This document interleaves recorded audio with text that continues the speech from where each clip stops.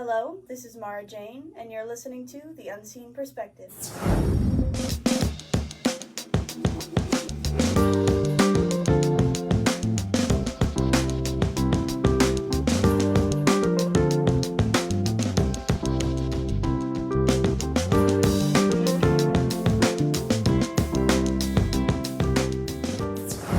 Hello, and welcome back to The Unseen Perspective. I'm your visually impaired host, Mara Jane.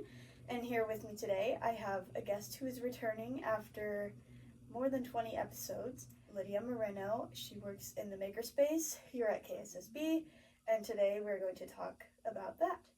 So, can you introduce yourself again and tell us what you do? Sure. I'm happy to be back, honored to be back on your show. I'm Lydia, and I, for about 4 years now, have been coordinating the MakerSpace at KSSB on campus, which is where MJ works in the summer with us, and I also drive this mobile van around the state of Kansas and bring some of the similar STEM activities to students who can't come to our campus. So I'm going on my 4th year after this summer of being here, and I love it. So what kind of things can kids do in the MakerSpace? About anything they put their mind to. So, for example, this summer we've been tie-dyeing, we've been building robots, we've been coding, we have been building circuits, we have been using circuit boards like Makey to make everyday objects like inputs for a computer. We have been doing like accommodated stuff and more accessible things for some students that have maybe multiple disabilities or are deafblind. So sensory learning and STEM exploration with cause and effect toys. We work on voiceover skills like double tapping and tapping and swiping. And there's also the main showrunners are like our t-shirt maker, our 3D printers, laser engravers, and like hot press sublimation machines that can make customized like hats and cups and bags and shirts and a little bit everything. It's a lot of capability, but it really just requires like the creativity of one person, and then my job and everybody's job in MakerSpace is to help make it happen for that person and help them learn how to make it happen. How did you get started with MakerSpace? I think I talked about this on the last podcast, so I'll try to change it up a little or make it more interesting. But I have a background in production, and I was here recording the 150th anniversary, and I came back to do a video for a school in Japan about this school and all the cool things that happen here. And I just remember a big part of that being the MakerSpace and what was happening there. And so I loved it, and I also knew that the machinery that was in there were things I learned in college, which is saying a lot about providing like that kind of opportunity for students here that I was being exposed to in my 4-year college. And so I just felt like that was my way in to understanding, because I could speak that language, but I was quickly became aware of all of this other world of accessibility, visual impairments, blindness, kind of the culture around all of that, and also like how much we rely on vision. And so as a visual person myself and a designer, it's been really like priceless to learn from a group of people that don't rely on vision maybe as their primary sense, or have different vision, or just have different needs, because it's totally possible to make things accessible. It's just like a really interesting puzzle to solve, and everything is different and nothing is the same. So it makes it interesting every day, though. And as like a person who values understanding a user before I design something or create something, like I have learned so much from the people here and the staff here. So MakerSpaces are becoming a lot more popular recently. So what do you think makes our MakerSpace different than other MakerSpaces? They have been becoming popular, and I think also they have kind of been a small entry or a small bridge between like the world of people living with disabilities and the world of like production and being able to create your own solutions. And so that was actually like a doctoral student that wrote a thesis about how makerspaces need to be accessible for people with visual impairments or people with other disabilities, because frankly, like, no one knows that user's experience better than that person. And so the whole dissertation or thesis was about how we need to figure out a way to make makerspaces more accessible, so that they can help accommodate a person that's trying to solve a particular problem that they're facing that maybe, you know, a sighted person wouldn't think about. And so it kind of levels the playing field for people to not have to spend thousands of dollars to prototype something. I mean, they can really just, there's so much you can do with machines and makerspace capability. And so I think what makes ours different, and I'll give it to Bob Taylor for this, is just like the constant question of accessibility, even though, like, yeah, some things just aren't, and I'm not gonna lie to you. They're not, you know, it's really hard to thread a needle on an embroidery machine, or change a thread or things like that. But like, generally speaking, the resources are available to improve the lives and independence of people with visual impairments. And so that could be everything from having like embossers and braillers on deck, which, as Mara knows, she's been our resident brailler in Makerspace this summer, or, you know, having the capability to create like braille business cards, or use a magnifier when you're looking at your math problems, or all of those things. You know, put tactile Cricut vinyl on your shirt so you can read the design that you're putting on instead of having something flat. Like, all of those things, it's just a constant like cycle of like, what's possible, how can we push the limit, and how can we also always try to center like making things available and accessible. And so I know not all makerspaces are like that, and I think that's like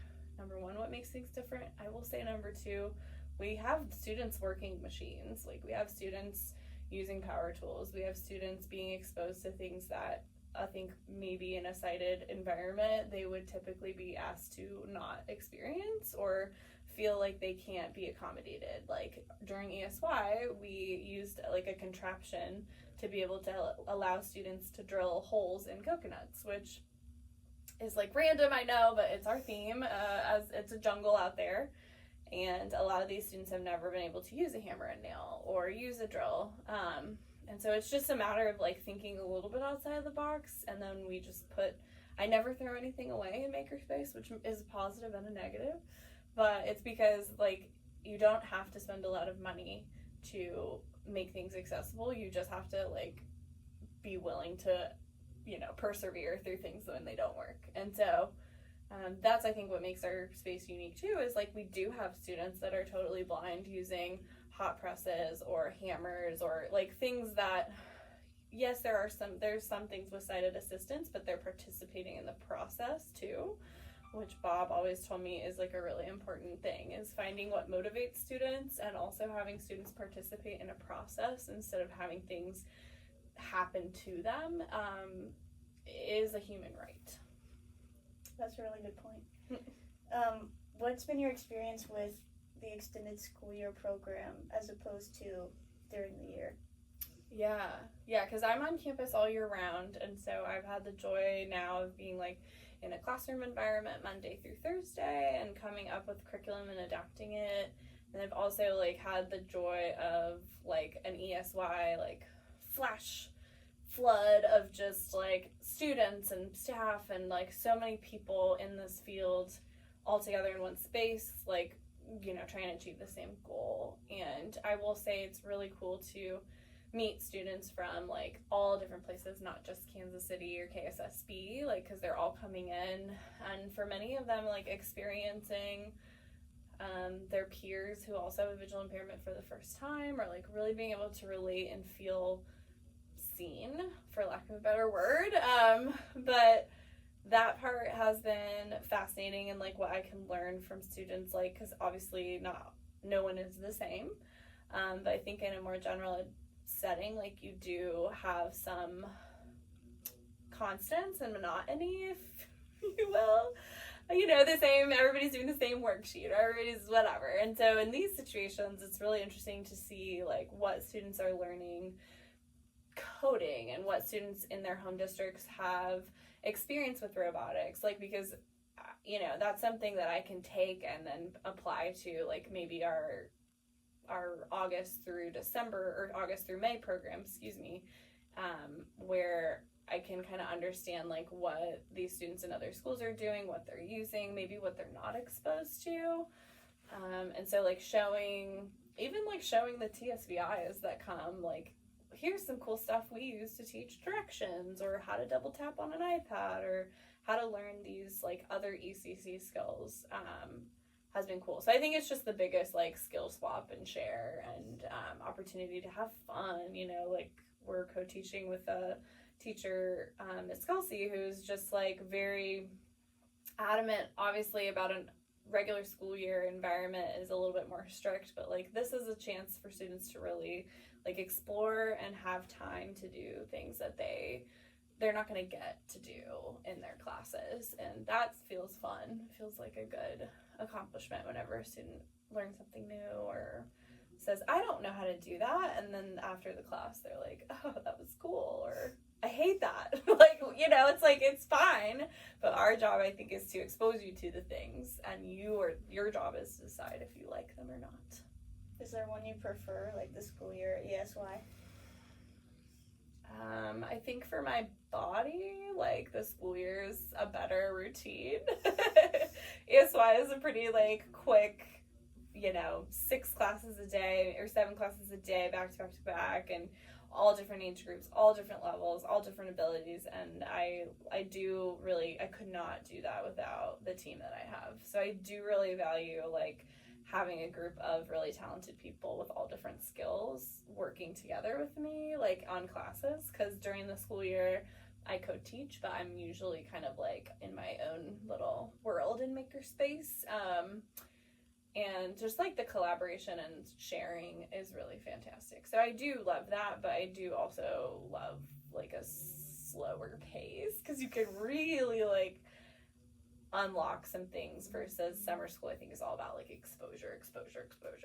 So yeah. What's been your favorite part of ESY this year? All of our lunches. No, I'm kidding.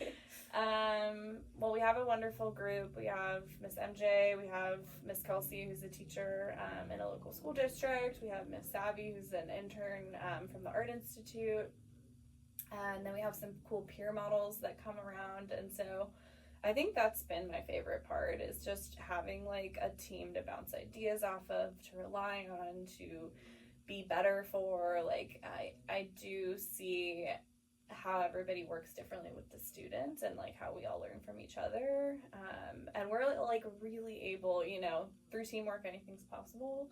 Like, we've really been able to get a lot of things like going for students. Like, I look around a room, and there's Mara making a t-shirt with the kid, there's Miss Abby doing 3D printing, Miss Kelsey's like cutting things out for everybody's custom hats, and students are over here hot pressing that, and then I'm probably usually like running around finding something, like, or putting something away, and it's like that kind of volume of learning couldn't happen, and it's frankly like only possible during like an ESY scenario where you do have all hands on deck. And I would say that has been my favorite part, is just seeing our capacity allow students to do more. But I also would say like having guests come in and exposing students to like a different network of people, like different artists, and mostly Camry Ivory, who has coloratura and brought in her circuited paintbrushes, which are really cool. They make noise and music when you put the paintbrush to the canvas, for your listeners so they know. But we were able to like break that concept down, I hope, for students, so they built their own circuits the day before, and then they're able to see how like a person can apply that in a unique way. And I think I'm really passionate about showing students like what's possible for them based on the experiences of others, exposure to what people can do. And so what better way to do that than have them learn directly from that person? And so that's just one example. Is there anything that's been particularly challenging?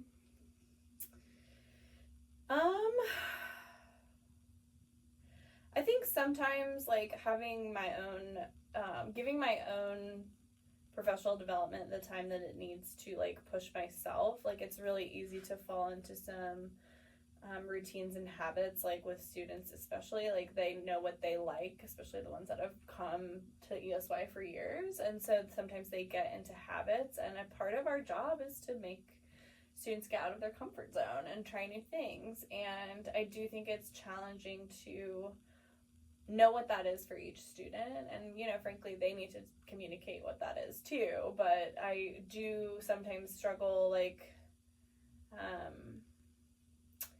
just allowing them to explore a little bit more, because I'm limited by what I know, and so I can only show you so many things, and some of those, they take time for me to learn. So like I know I had you learn Octo Studio, which is like an accessible block coding app, and I would, in my dreams, like we would have had a class where everybody did that, and I don't know if that's gonna happen or not, like to really push students to go from the cubelets, which are like these really fun hands-on toys that kind of teach coding concepts, to actually like coding and doing it. It's like it's really hard. We're in like exposure mode where we're just trying to give the students a lot of experience, but I do think you could do probably a whole 2 weeks on like one of those concepts to really dig in. And so sometimes it feels like a little surface level when we're not able to like fully dig in. So that would be a challenge. And also just, having clear like expectations is hard sometimes to do, like as you're managing others or managing a classroom or a group or a new group, because we've had 2 sessions of students, so like we're basically in Groundhog Day starting over this week with a whole new group of kids. And so challenging my own like inner bias or subconscious thoughts of like what I think a student can and can't do is something I'm always like trying to be mindful of, and also setting like clear expectations for like the adults in the room, as best that I can, and we can as a team. It's not easy. It's kind of like a hidden part of the job, I think, because even the first week, like we only like introduced the kids. Like I think a big part of classroom culture is like who's all here, like who's everyone, who are the side-by-side folks that are with these students all day, or who are the ones that adults leading these groups. Like those people are also really important to have buy-in into a classroom, just as much as like our team needs to have synergy and transparency. And so setting a culture is a challenge, but it's not anything I'm afraid of. It just takes time. Is there any advice that you would give to people working with visually impaired students?